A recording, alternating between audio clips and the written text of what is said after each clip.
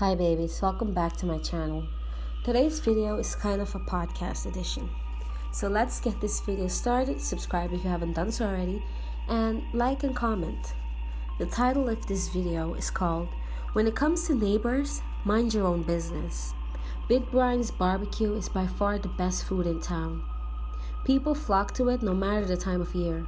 Some even come from across the state line for a taste. There isn't anything on that menu that isn't great. They make their own sauces and use local meat. You can tell that they're really caring about the food they make. The restaurant itself is just a small building. No more than 10 or so people can fit, and that's pushing it honestly. It's always crowded even though there's plenty of outside seating. You see, Brian has a neighbor, and if it weren't for these mouth-watering food, this guy would probably run all the patrons off. His name is Roger or Rodney, something like that. Everyone just calls him Old Rod. This dude is abnormally tall and so skinny you wonder how he doesn't topple over at the slightest breeze. He runs a hardware store, but no one really shops there. He's always covered in grease and has a permanent scowl on his face. He's yelled at more than a few little kids for playing in front of his store. Usually, you can find him staring out the grimy windows, watching people come in and out of Brian's. At night, a yellow light glows from deep within the store. Sometimes you see his shadow still at the window. If you stay late enough, you can hear the old creep doing God knows what behind his store. There's a tall fence that circles the back lot that prevents any spying eyes. No one has dared to try to cross it either. You can hear metal banging on the metal scrapes and clinks. Every now and then you'll hear the unmistakable sound of a blade being sharpened. Legitimate nightmare fuel.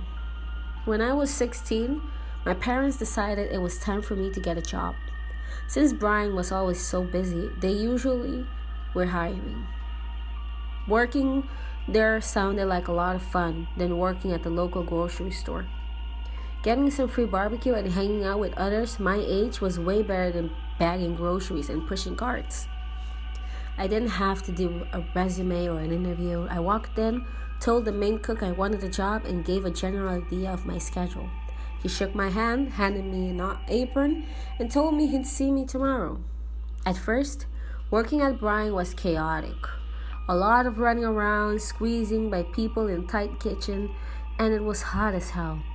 I eventually got used to it, and within a year I was one of the seniors. I worked there throughout high school. I grew to love it. The smell, the excitement, the people, and of course, the freebies. It was nice seeing the locals come in and fun to see out of town folks drop by. The owner himself, Mr. Brian Harris, he's a fun guy. He's in his 60s and on the husky side. His cheeks are always flushed and his laugh is hearty and loud. He kind of reminds me of Santa Claus, to be honest. He often helps out in the kitchen when we're short-staffed. Him and I grew to be pretty close. I would help him run small errands and would talk and joke around. Some said I kissed his ass, but I genuinely liked our conversations. I worked unusually late one night. Everyone else was gone. It was only me and Brian. When I finally said goodbye and left, it was dark outside. No one was around, and the only lights on were dim street lights.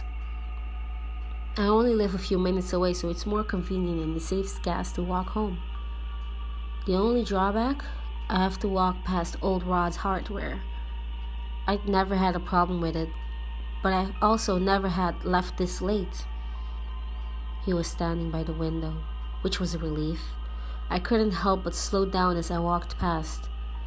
That gross yellow light was on, and I could just barely make out what looked like a large closet in the back of the store. I didn't see Rod anywhere.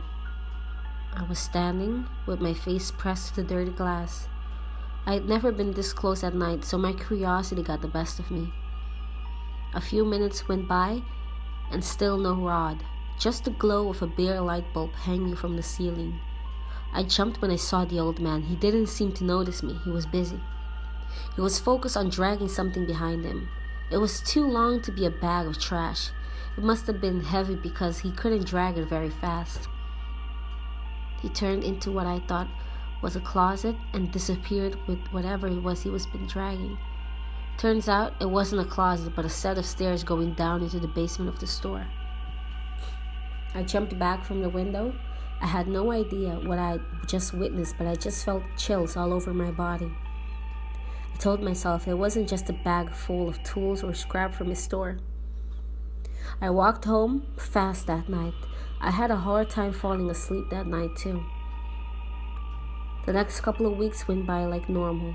Maybe a month passed when I got stuck cleaning the kitchen after a shift. Brian helped me some, but it was still late when I got out. I stepped outside and immediately looked at the hardware store. The light was on again.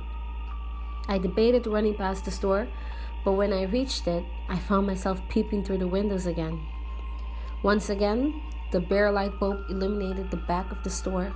This time, I didn't have to wait long to see Rod dragging yet another suspicious bag down the stairs. Like an idiot, I decided to investigate. I crept around the side of the building. Bushes and vines were taking over the narrow space. I almost walked past it, but right on the ground was a small window.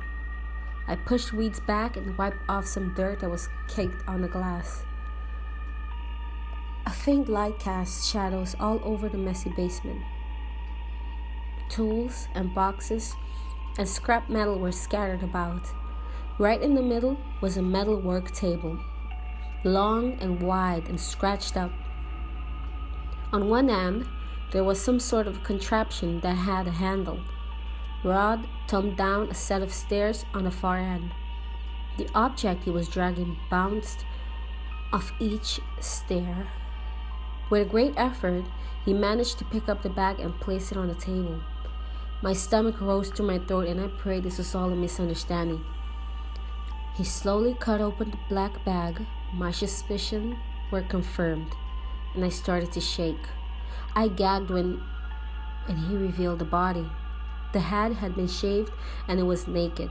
I couldn't tell if it was a man or a woman. It looked like it had been skinned. I didn't want to believe it. The old man was a creep for sure, but this? Just then, Rod jerked his head around and looked straight at the window, straight at me. I fell back. Tears filled my eyes and I slid on the damp grass trying to get up. When finally reached the pavement, I didn't stop running until I got home. It's a small, safe town. No one ever locks their doors. I tore through ours and slammed it shut. I didn't turn on any lights and looked out each window to make sure no one had followed me. I triple-checked the lock before I finally backed away. Even after a scorching shower that left my skin pink, I felt dirty. There was no way I could sleep. Every few minutes I would sit up to look out my window.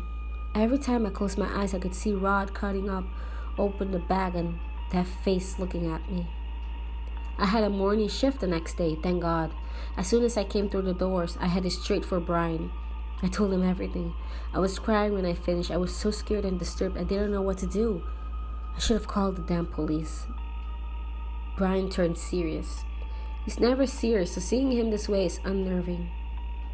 He pulled me to the side and, to my surprise, told me to forget what I saw. He said that it would only cause trouble if I told anyone and I could get hurt. Of course I did what he said. He'd also been honest and nice to me. I trusted him. I didn't know why he would told me not to talk. I didn't question it. Just nodded and kept my mouth shut. I became paranoid though. Every time I would see the store, every time I saw old Rod, I got sick. I knew he was watching me. I didn't get much sleep after that. People noticed too. I wasn't doing well at work, forgetting orders and dropping plates. I know I looked terrible. I couldn't help it. What I saw was eating me alive. It was burned on the back of my eyelids. I finally decided I had to do something. I couldn't keep living with this guilt. I managed to find Brian alone. I had to talk to him. I told him what I was going on. And what was I gonna do? Something had to be done. Brian looked grave. He was silent for a long time, seemingly debating something in his head. Finally, when he spoke, he told me he needed to show me something. He said I was the most trusted employee and more than that, a dear friend. He walked me down toward his office. Looking over his shoulder both ways, he unlocked the door and let me inside. Once I was in, he shut and locked the door behind us. The office wasn't what I expected. It was lit up by a single lamp.